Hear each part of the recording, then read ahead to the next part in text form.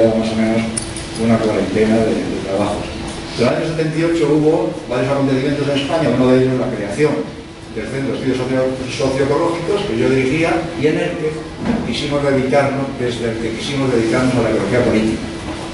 Primero con unas jornadas anuales donde analizábamos asuntos de política, de problemas ambientales en relación con la política. Uno de ellos en la primera jornada, por ejemplo, era qué hacía España o cuál sería la repercusión ambiental de la entrada de España en la NATO o en la OTAN, en la organización del Tratado del Atlántico Norte, la organización militar, por ejemplo, o la repercusión del turismo, ya que siempre hemos sido una potencia turística poderísima, la número 2, la número 3 del mundo.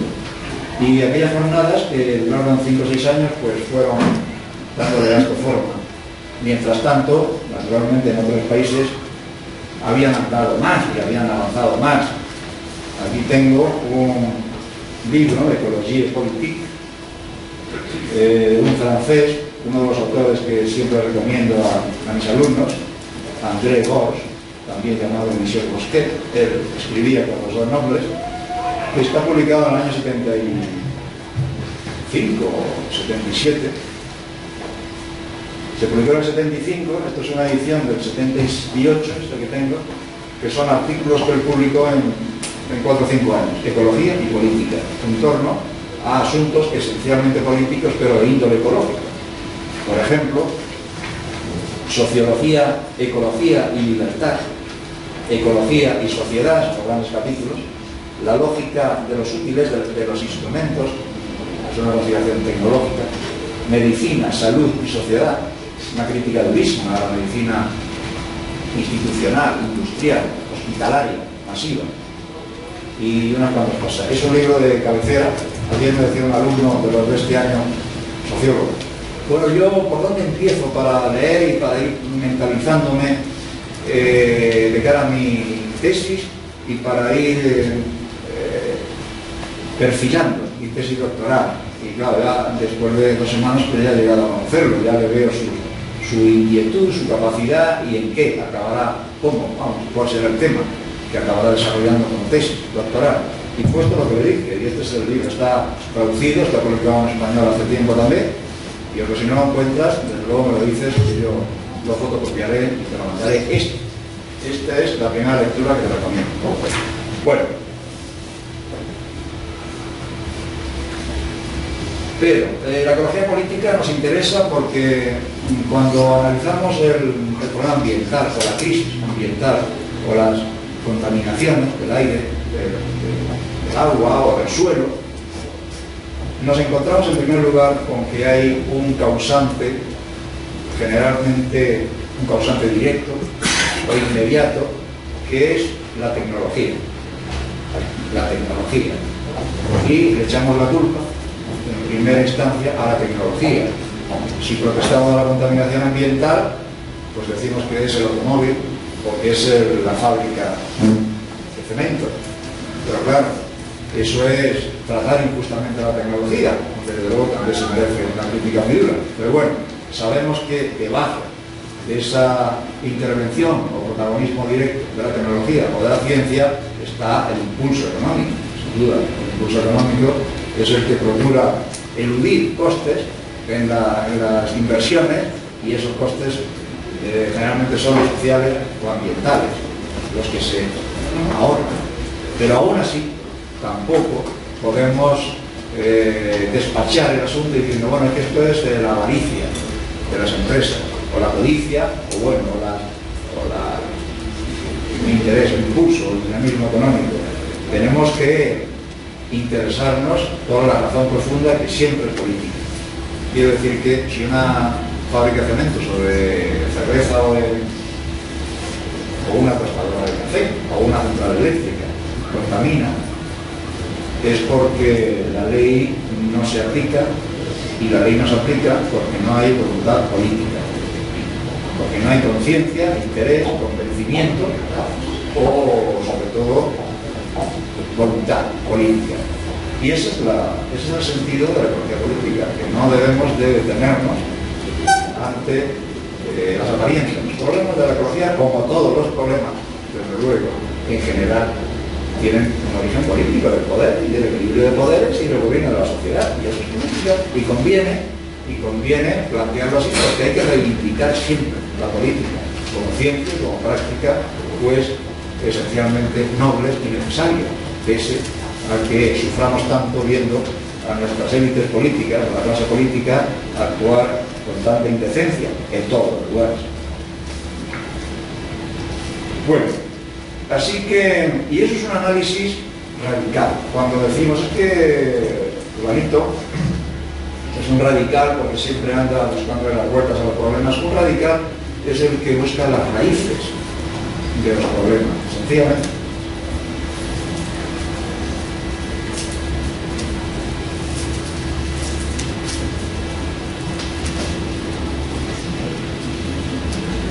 Desde el punto de vista político, nos conviene tener claro que, desde luego, el sistema en el que vivimos, que nos acoge o que nos maltrata, según el sistema socioeconómico llamado capitalismo, explota por igual a la persona y a la naturaleza. Lo de la naturaleza ha costado tiempo llegar a esa conclusión. El capitalismo más maduro empieza a producir daños sociales inmensos. Ahí tenemos el caso de la Gran Bretaña del siglo XIX, ahí tenemos esa literatura de Dickens, que empieza a alarmarse de la explotación de los niños, del abuso, pero tardamos en llegar a entender que también está sufriendo la naturaleza. Eso es una percepción más bien del siglo XX, pero sobre todo después de la Segunda Guerra Mundial ya no nos ha cabido duda, porque además hemos llegado a comprobar que los problemas ambientales que crea el sistema económico pues han alterado ya equilibrios planetarios.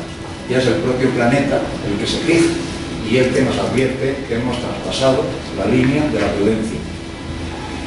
Bueno, la ecología política no es solamente, dicho así, parece que es un trabajo teórico de especulación, de discusión, de polémica. La ecología política es una cuestión también de acción. Ya he dicho que la ecología política en el caso de España es el resultado de una acción muy dura, muy sistemática y muy caracterizada, que fue la lucha antinuclear. Pero desde luego no se puede hacer ecología política ni creer en ella si no se responde al compromiso de cada uno y a la actuación de cada uno. Y de ahí la importancia de la ecología política en la acción reivindicativa. El ecologismo es eminentemente político. El ecologismo es un movimiento social o un sentimiento o una conciencia. En fin, cuando hablamos del ecologismo, de los ecologistas, estamos hablando de un movimiento social y de componentes de un movimiento social. Es eminentemente político e irrumpe en la política económica y en el equilibrio de poderes. Considera que el sistema socioeconómico imperante, llamado capitalismo moderno, destruye inexorablemente y por igual al hombre y a la naturaleza. Esto no es fácil convencer de esto a partidos de izquierda o a sindicatos, que el ecologista tiene siempre una relación muy ingrata con el mundo del trabajo, con los sindicatos, pero bueno, eso también va cambiando. La ecología política considera que no es suficiente el trabajo conservacionista de perseguir la supervivencia de las especies y, por supuesto, de los seres humanos. Hay que vivir con plenitud y dignidad, combatiendo los obstáculos que se interponen. Aquí he notado que debo de leer una parrafada de André Gorz en este libro, que dice lo siguiente. Dice: la supervivencia no es más que un fin. No, la supervivencia no es un fin en sí mismo. Y se pregunta, ¿por qué merece la pena sobrevivir en un mundo transformado en hospital planetario donde acabamos enfermos de cuerpo y alma? En escuela planetaria donde todos somos adoctrinados con el mismo sistema, con la misma ideología. En prisión planetaria donde las libertades son decrecientes y no progresivas, y donde el objetivo principal de los ingenieros del alma, ojo con esta expresión, sea fabricar hombres adaptados a esta condición, que es una parafada de Ivan Illich, otro teórico y gran pensador y personaje entrañable. que descubrió el mundo, la ecología y la justicia en Cuernavaca, México, como cura católico. Bueno, la ecología política ha producido ese fenómeno que es, por supuesto, el movimiento ecologista, el movimiento social, organizado, pero también ha producido el fenómeno de los partidos verdes,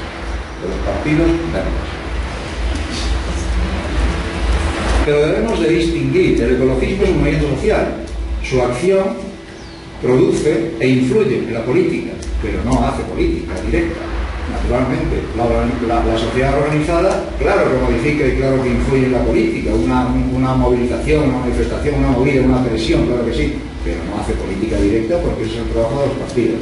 Cuando aparecen los partidos verdes, y que se llaman verdes porque dicen ser ecológicos, ecologistas, nos encontramos ante otra cosa, y ante otro fenómeno, y ante una nueva lucha por el poder y ante un juego que es convencional. Así las elecciones es pretender una parcela de poder y es ejercerlo en la medida de lo posible. Los partidos verdes empezaron teniendo éxito en Alemania, en los años finales de los 70, fueron ganando posiciones en las regiones alemanas, en los Länder, y en el año 83 entraron de forma tumultuosa, de forma espectacular en el Parlamento Federal, en el Bundestag, con 27. Me parece que fueron la primera atacada 27 parlamentarios del Partido Verde. Y ahí han estado participando en el gobierno de numerosas regiones y ya en el periodo, me parece que es el 98, 1998-2005, 7 años, participando en el poder, en el gobierno federal, con un primer ministro, con un vicecanciller que era verde, que era el líder de los verdes alemanes, Joschka Fischer. Pero claro, esa participación en el poder, como todo proceso de participación en el poder, forzosamente obliga a los que entran en ese juego, en esa arena, en ese combate político, que obliga a cumplir las reglas y a adaptarse a todo eso. Y ahora mismo, justamente en el mes de agosto, en el Le Monde Diplomatique de agosto, hay un extenso artículo analizando la evolución, la deriva del Partido Verde Alemán. Actualmente ya es un partido burgués y liberal, que además colabora muy activamente en todos los recortes sociales que está practicando Alemania, que son monstruosos, España también. Y además los analistas dicen que han perdido conciencia social. Y además dicen que el próximo canciller alemán puede ser verde. ¿Por qué? Pues porque ya, concretamente en la región de Baden-Württemberg, han ganado a los socialistas, al SPD. Los verdes han conseguido un 26% de votos y el SPD tiene un 24%. Luego está la derecha demócrata cristiana, la CDU, que tiene un 44%. Pero la suma de verdes y socialdemócratas ya tiene mayoría. Y si en esa suma resulta que los verdes le han ganado 2 puntos a los socialdemócratas, sería el canciller verde. Pero sería el canciller verde y el gobierno tendría una participación mayoritaria verde, pero no habría política ni social ni seguramente verde.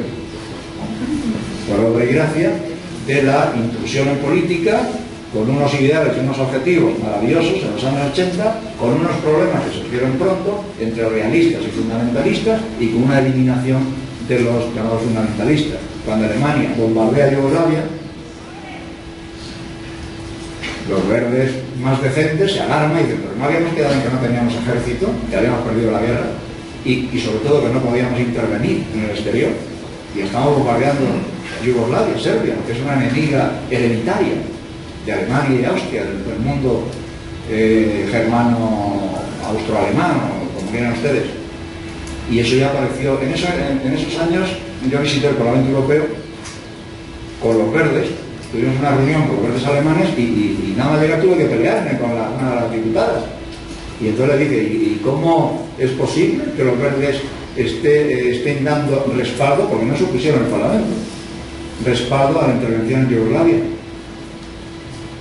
Eso que lo hagan los que tienen tradición y la OTAN y no sé. España estaba bombardeando a Yugoslavia, por cierto, de forma ilegal y pirata, puesto que Naciones Unidas no dio respaldo. Pero bueno, peor era el caso de Alemania.